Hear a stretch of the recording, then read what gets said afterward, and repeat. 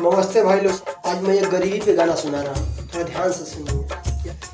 अरे काय भगवान कैसन, काय भगवान कैसन लिखल नसीबी के गरीबी में, केहू मिलता नया पन गरीबी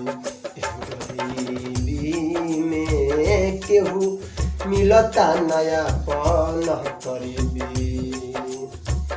काय भगवान कैसन, काय भगवान कैसन लिखल नसीबी की गरीबी में, केहू मिलता नया पन गरीबी।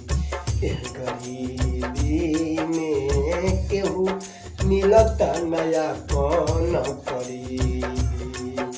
पैसा वाला से भी आके बैरी रिश्ता बनावे, पैसा वाला से भी आके बैरी रिश्ता बनावे। गरीबी में आपन लोगवा देखी मुँह घुमावे, आपन लोग ना भाई। पैसा वाला से भी आके बैरी रिश्ता बनावे, गरीबी में आपन लोगवा देखी मुँह घुमावे। नाही खुल के बात करे, नाही खुल के बात करे अपन बउए जे भी ये गरीबी में, यह गरीबी में केहू मिलेला नया पन गरीबी। यह गरीबी में केहू मिलता नया पन गरीबी।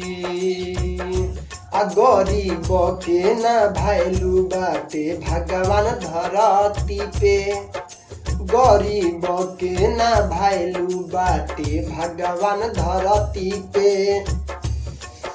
शौख में लोगवा लाख उड़ावे नाही गरीब पेटी के, गरीब के ना भैलू बाटे भगवान धरती पे।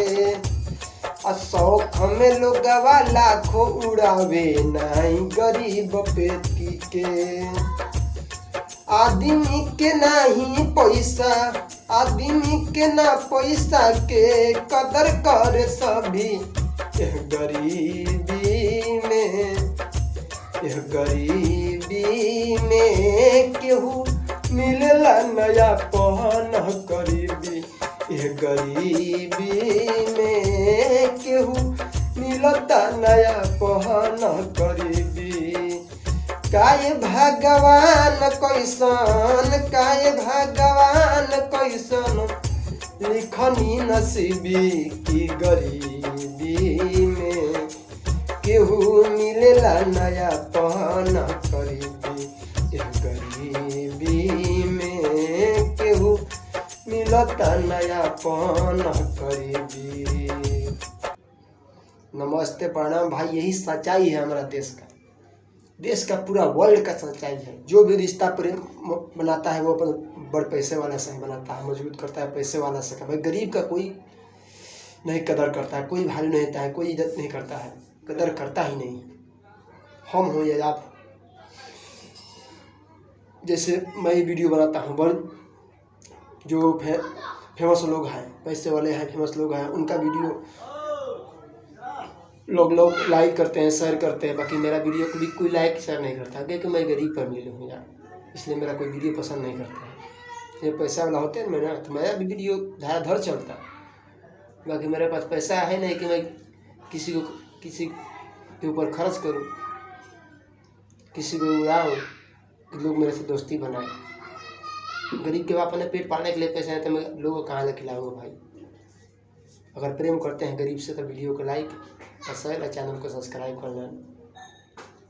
पहला में देख रहे हैं पेज को फॉलो करना। रईस रवाना ब्लॉगिंग गीत यूट्यूब मेरा चैनल है, इस पर देख रहे हैं, चैनल को सब्सक्राइब कर लीजिएगा। तब जानेंगे कि काफ़ी गरीब से मुहब्बत करते हैं। जय हिंद, जय भारत।